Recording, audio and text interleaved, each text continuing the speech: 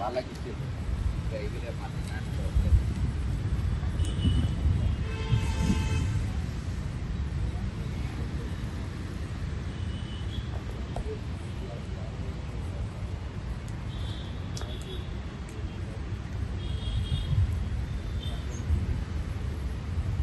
ఇప్పుడు అదేమో కార్పొరేషన్ అన్న, ఇదేమో డిపార్ట్మెంట్ కార్పొరేషన్ చైర్మన్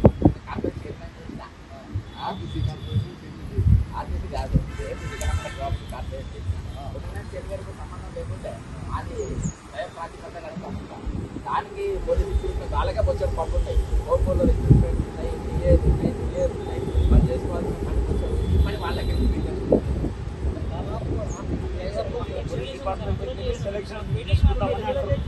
అవును అట్లా చేయదు. పిచ్చోళ్ళు కూడా పెట్టారు అట్లా.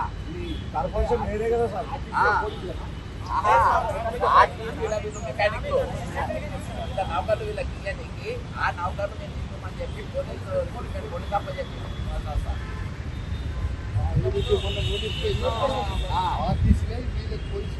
వాళ్ళకి అందరు రూల్స్ వేరే ఉంటాయి. వాళ్ళ రూల్స్ మీకు సంబంధించిన రూల్స్ మొత్తం వీళ్ళకి పెట్టి అప్రెంటిస్ చేసేది. అప్రెంటిస్ చేసిన వాళ్ళకు వీళ్ళకి వెయిటేజ్ మార్క్స్ ఉంటాయి. 2011 నోటిఫికేషన్ ఇవ్వడం ఆంధ్రప్రదేశ్లో ఆర్టీసీలో చేసినందుకు ఏజ్ రిలాక్సేషన్కు మార్కులు ఇచ్చింది. పోలీసు దాంట్లో పోలీసు దానికి ఇచ్చేసరికి ఇలా ఏజ్ రిలాక్సేషన్ మార్కులు లేవు. పోలీసు ఎక్కడైనా చేస్తాం రిక్రూట్మెంట్ కానిస్టేబుల్ ఎత్తుకుండాలి అట్లా ఫస్ట్ యంగర్స్ తీసుకుని 2014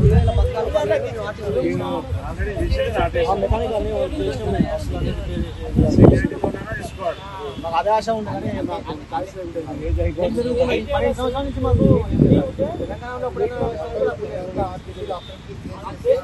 నాయకులు చాలా మంది ఉన్నారు. జేసీ రాజకీయాల్లో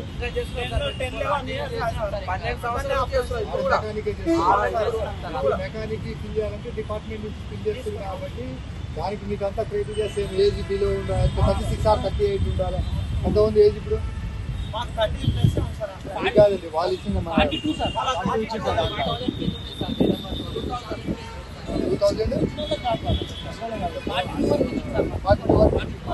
వాళ్ళ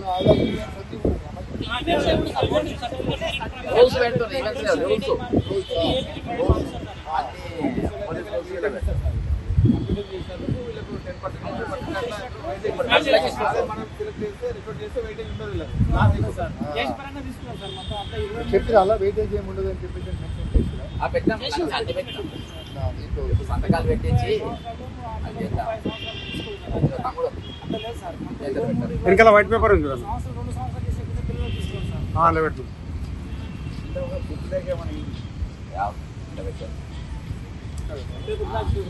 నంబరు, పేరు, ఫోన్ నంబర్, సీరియల్ నంబరు, పేరు, ఫోన్ నంబర్.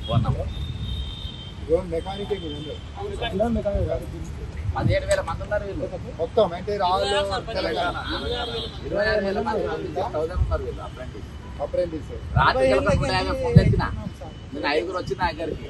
ఆ వీడియో పెడితే యారో ఇంత పెద్దగా ఉందా అని చెప్పేసి ఎదురు క్యాబినెట్ మీటింగ్ ఉంది కదా రేపే పెడదాం బా అని చెప్పి దాంట్లో ప్రాక్టికల్స్ పెట్టి సెలెక్షన్ చేయాలి.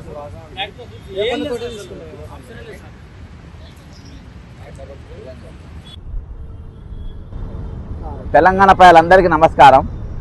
ఈరోజు నీళ్లు నిధులు నియామకాల పేర్లతో ఏర్పడ్డ తెలంగాణ ఇది నగ్న సత్యం. అమరవీరుల స్తూపం సాక్షిగా ఈరోజు చెప్తున్నా. 1200 విద్యార్థి బలిదానాలతో తెలంగాణ ఏర్పడ్డది. ఇలాంటి నిరుద్యోగులు ఆ రోజు పోరాటం చేసిండ్రు. ఈ నిరుద్యోగులు ఆ రోజు యుద్ధం చేసిండ్రు. మా తెలంగాణ వచ్చినాక మేము నౌకరీ చేసుకుంటామన్నారు.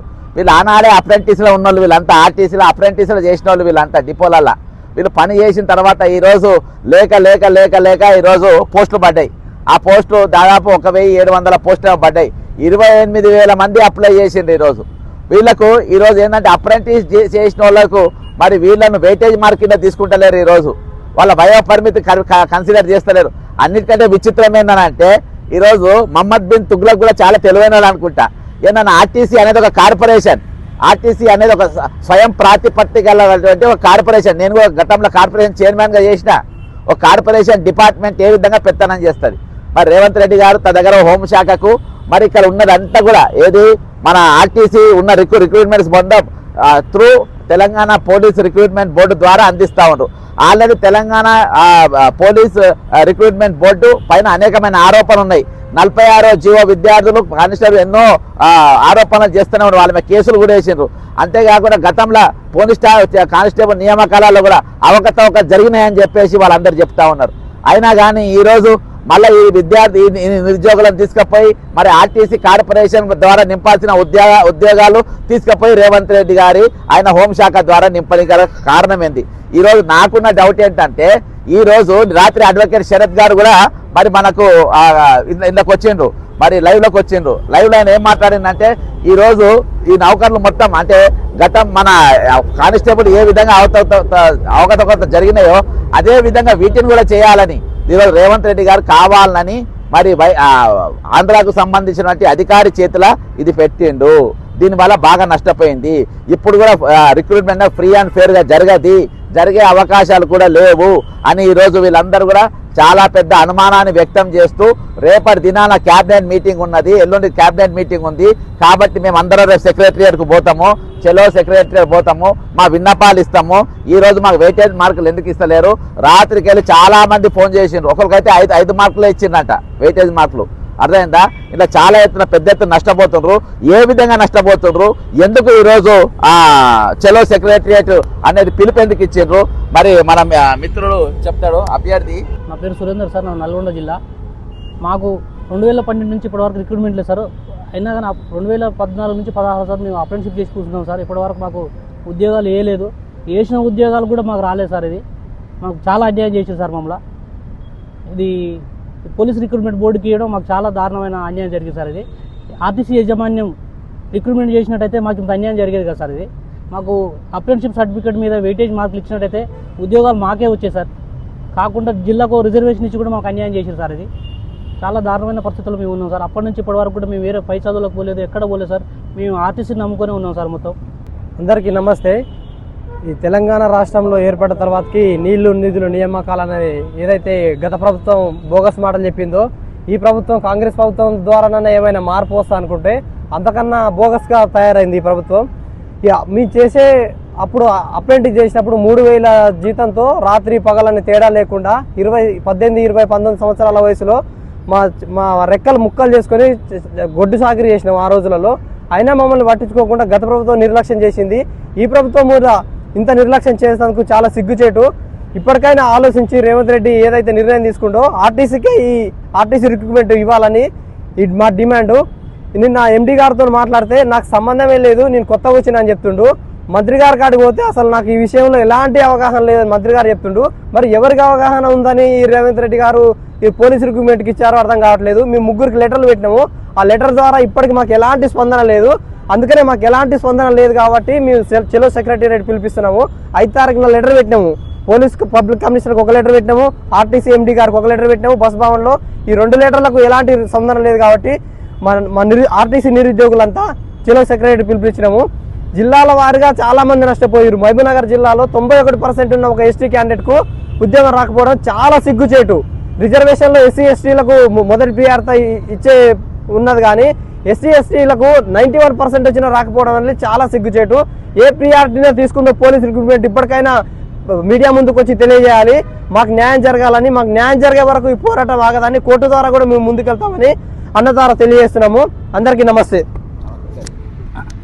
ఇప్పుడు ఒక అభ్యర్థి ఏ విధంగా అసలు పొన్నం ప్రభాకర్ గారి మీద ప్రభుత్వానికి నమ్మకం లేదా? పొన్నం ప్రభాకర్ గారు ఆర్టీసీ మంత్రి ఉంటాడు కదా. తమ్ముడు నమస్తే. గన్పార్ కాలేజ్ లైవ్లో తీసుకున్నా. నీకు ఎట్లా అన్యాయం జరిగింది రిక్రూట్మెంట్లా? నీకు ఎట్లా అన్యాయం జరిగింది రిక్రూట్మెంట్లా? ఇక్కడ లైవ్లో తీసుకున్నా నేను. లైసెన్స్ లో 40 మార్కులు ఉంటే నాకు 5 మార్కులు వచ్చాయి సార్. 40 మార్కులు ఉంటే 5 మార్కులు వచ్చినాయి. ఎలా లైసెన్స్ లో సార్? లైసెన్స్ లో 5 మార్కులు ఇచ్చింది 40 ఉంటే. 5 మార్కులు ఇచ్చారు సార్. నాది డ్రాప్ కేమో 60 మార్కులు ఉంటే 48 మార్కులు వచ్చాయి సార్. టెన్త్లేమో 7.1 వచ్చింది సార్. Okay okay okay. నేను ఎస్సీ కేటగిరీకి వస్తా సార్. Right right. రేపు రా అన్న, పోలీసులు వస్తుండ్రు, వాళ్ళ వ్యాన్ కూడా తీ. తమ్ముడు ఇక మాట్లాడతా వస్తలే వద్దులే. అయితే రేపటి దినాన మాట్లాడతారు. అయితే రేపటి దినాన చెలో సెక్రటరియట్ కార్యక్రమాన్ని సక్సెస్ఫుల్ చేయాలి. లైసెన్స్ వాళ్ళకు 40 మార్కులు ఉంటే వాళ్ళకి కేవలం 5 మార్కులే ఇస్తున్నట్ట. ఈ విధంగా వాళ్ళకు ఉద్యోగులందరూ కూడా ఈరోజు మరి అప్రెంటిస్ చేసిన వాళ్ళు కూడా అన్ని పెద్ద నష్టపోతున్నారు. ఈరోజు రాష్ట్ర వ్యాప్తంగా అనేకమైన ఫోన్లు వస్తున్నాయి. పోలీసు వాళ్ళు కూడా సమయానికి వస్తున్నారు. ఈరోజు పోలీస్ రిక్రూట్మెంట్ ఏ విధంగా చేస్తారు, పోలీస్ రిక్రూట్మెంట్కు ఆర్టీసీ కార్పొరేషన్ ఏ విధంగా అప్పచెప్తారు, ప్రతిపక్షం ఏం చేస్తుంది? ఇంత పెద్ద అన్యాయం జరుగుతూ ఉంటే ఈరోజు బీఆర్ఎస్ మాట్లాడాలి, బీజేపీ మాట్లాడాలి, వారు ఎవరు కూడా మాట్లాడకుండా ఈరోజు కేవలం మేము మాట్లాడే వాళ్ళ మాటలు వాళ్ళే ఎందుకు మాట్లాడుతున్నారు, ఎందుకు ఈ విధంగా చేస్తున్నారని చెప్పేసి మేము రేవంత్ రెడ్డి గారిని పూర్తిగా అడుగుతున్నాం. రేపు కేబినెట్ మీటింగ్ లో దీని మీద చర్చ జరగాలి. ఎల్లుండి కేబినెట్ మీటింగ్ ఉంది, చర్చ జరగాలి. ఈ రోజు వీళ్ళను వాళ్ళకే అప్పచెప్పాలి. ఎవరికి? మన ఆర్టీసీ ఉద్యోగులు ఆర్టీసీ వాళ్ళని నింపుకునేటట్టు చేయాలి. ఈ రోజు ఆర్టీసీ యూనియన్లు ఎందుకు ఈ విధంగా మాట్లాడుతూ ఉన్నాయి? ఆర్టీసీ యూనియన్లు ఎందుకు పట్టించుకుంటలేరు? ఈ రోజు ఏది మరి పొన్న ప్రభాకర్ గారు అసమర్థుడా, అవినీతి పరుడా నాకు తీసేసుకున్నావు, లేక నువ్వు అవినీతి చేద్దామని చెప్పి తీసుకున్నావా? ఈరోజు దీని మీద కూడా మాట్లాడాల్సిన అవసరం ఉంది, క్లారిటీ ఇవ్వాల్సిన అవసరం ఉంది. కాబట్టి రేపు మా యొక్క కేవలం కొన్ని డిమాండ్లే, ఆర్టీసీ యాజమాన్యం ఉద్యోగ భర్తీ పోలీస్ బోర్డుకు అప్పచెప్పడం కాకుండా ఆర్టీసీ యాజమాన్యం మాత్రమే భర్తీ చేయాలి అనేది మొదటి డిమాండ్. రెండో డిమాండ్, ఆర్టీసీ అప్రెంటిస్ ఓన్లీ ఆర్టీసీలో ఉన్న వారికి ఉద్యోగం ఇవ్వాలి. అప్రెంటిస్ చేసిన అభ్యర్థులను వయోపరిమితి పెంచి మళ్ళీ రిక్రూట్మెంట్ చేయాలి. తక్షణం ఈ రిక్రూట్మెంట్స్ ను రద్దు చేయాలి. మేము ఆర్టీసీలో అప్రెంటిస్షిప్ చేసి సమయం వృధా చేసుకున్నామా? 2012 నుండి 2025 వరకు ఉద్యోగాలు వేయలేదు. కాబట్టి 2012 తర్వాత అప్రెంటిస్ చేసిన వారికి వేయాలి. ఎందుకంటే దాదాపు ఒక 20 ఏళ్ల వరకు నోటిఫికేషన్ లేవు. కాబట్టి లేక నోటిఫికేషన్ 15 సంవత్సరాల నోటిఫికేషన్ లేవు. కాబట్టి లేక నోటిఫికేషన్లు వచ్చినాయి. కాబట్టి వాళ్ళ ఉద్యోగాలు వాళ్ళకి ఇవ్వాలి. ఈరోజు పోలీస్ బోర్డుకి కాకుండా ఈరోజు నేరుగా మరి ఆర్టీసీ వాళ్ళని నియామకాలు చేయాలని చెప్పి నేను కోరుకుంటూ, అంతేకాకుండా ఈరోజు అవుట్ సోర్సింగ్ వాళ్ళని ఎవరెవరినైనా తీసేసిండ్రో వాళ్ళందరూ కూడా మళ్ళీ వాపసు తీసుకోవాలని కోరుకుంటూ ఎల్లుండి డిస్కషన్ చేయాలి. రేపు మేము అందరం కూడా సెక్రటరియట్కు పోతాము, మా వినతి పత్రాలు ఇద్దాము, శాంతియుతంగా వినతి పత్రాలు ఇస్తాము. ఇచ్చి మేము మా యొక్క విన్నపాన్ని కేబినెట్ లో చర్చ జరగాలని కోరుకుంటున్నాం. జై తెలంగాణ, అమరవీరులకు జోహార్. ప్రతిపక్షం కూడా సార్ మేము రోడ్ల మీద ఇంత ఘనమని తిరుగుతున్నాం. వారం రోజులు సంది నీళ్లు లేవు, అన్నం లేకుండా మేము తిరుగుతున్నాము. వాళ్ళు పెద్ద స్కాములు బయట పెడుతున్నారు. ఒక్కరు కూడా మా గురించి పట్టించుకుంటలేరు, మా గురించి స్పందించట్లేరు. మీకు ఇది న్యాయం చేస్తామని కూడా ఎవరు కూడా ఆర్టీసీ వాళ్ళు కానీ వీళ్ళు కానీ ఎవరు కూడా న్యాయం చేయట్లేదు సార్. మేము వారం రోజులు వస్తుంది అన్ని తిరిగి. మనమే ప్రతిపక్షం అబ్బా, రాష్ట్రంలో ప్రతిపక్షం లేదు, ప్రజలే ప్రతిపక్షం. ఇక్కడ ఎవరిది వాళ్ళే అడుకోవాలి సార్. మేము కూడా ఓట్లు వేసినాం కదా సార్ వాళ్ళకి. ఇప్పుడు మనమే అవన్నీ మాట్లాడుకుంటట్లేదు. కానీ ఏదేమైనప్పటికీ రేపు మన సెక్రటరియట్ పోదాము, పోయి మనం ఖచ్చితంగా ఇవి ఇద్దాం.